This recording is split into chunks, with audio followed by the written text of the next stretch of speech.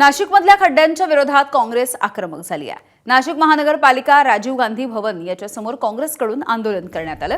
महापालिका प्रशासन आणि महानगरपालिकेमधल्या सत्ताधाऱ्यांच्या विरोधात जोरदार घोषणाबाजी करण्यात आली।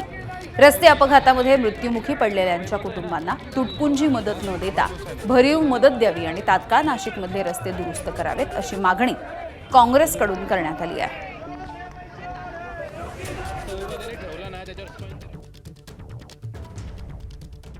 नाशिकमधल्या खड्ड्यांच्या प्रश्नावर आता काँग्रेस देखील आक्रमक झालेले आहे। नाशिक महानगरपालिकेच्या अगदी समोर या ठिकाणी काँग्रेसचे जे आहे ते आंदोलन खरं तर सुरू आहे। आपण जर बघितलं तर या ठिकाणी काँग्रेसकडनं जोरदार आंदोलन करत महापालिका प्रशासनाच्या विरोधामध्ये या ठिकाणी प्रशासनाला जाब विचारला जातोय। आपल्यासोबत काँग्रेसचे शहराध्यक्ष आहेत।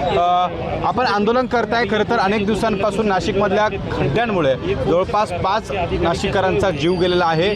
आपण या ठिकाणी आज आंदोलन करताय, प्रशासनाला सत्ताधाऱ्यांना जाब विचारतात। या महानगरपालिकेमध्ये वेगवेगळ्या टोळ्या झालेल्या आहेत। एक टोळी झालेली आयुक्तांची, एक टोळी झालेली आहे महापौरांची, एक टोळी झालेली आहे स्टँडिंग कमिटी चेअरमनची, एक उपमहापौरांची टोळी आहे, एक टोळी आहे ज्या नगरसेवकांना काही काम मिळालेलं नाही आणि जे करोडो रुपये खर्च करून नगरसेवक झालेले आहेत। पैसे वसुलीसाठी ते असे हे सगळे कामं शोधत आहेत आणि आपल्या मर्जीतले ठेकेदारांना ते काम कसं मिळेल याचं काम बघितलं जातं आहे। ज्या पद्धतीने सिंहस्थ कुंभमेळ्याचं काम होतं आहे, एक नवीनच अधिकारी आणून बसवलेला आहे, सिंग इज किंग, त्याच्या मनात आल्यासारखं तो मनमानी करतोय, कोणाला विश्वासात घेत नाही, त्याच्या मनात येईल तसे ते कामं केले जात आहेत। अतिशय प्रामाणिक असे प्रवीण गेडामसारखे अधिकारी या नाशिक शहरात असताना सुद्धा या अधिकाऱ्यांच्या लॉबीचा बळी एक अधिकारी जातोय। नाशिक महानगरपालिकेच्या कार्यालयाच्या बाहेर या ठिकाणी हे आंदोलन प्रशासनासह सत्ताधाऱ्यांच्या विरोधात केलं जात असल्याचं आपल्याला पाहायला मिळत आहे। कॅमेरामन मंगेश सोनूने सह शुभम बोडके, एबीपी माझा, नाशिक।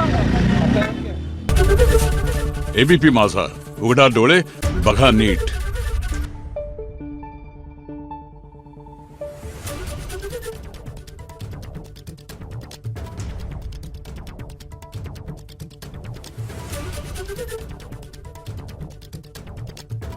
Thank you.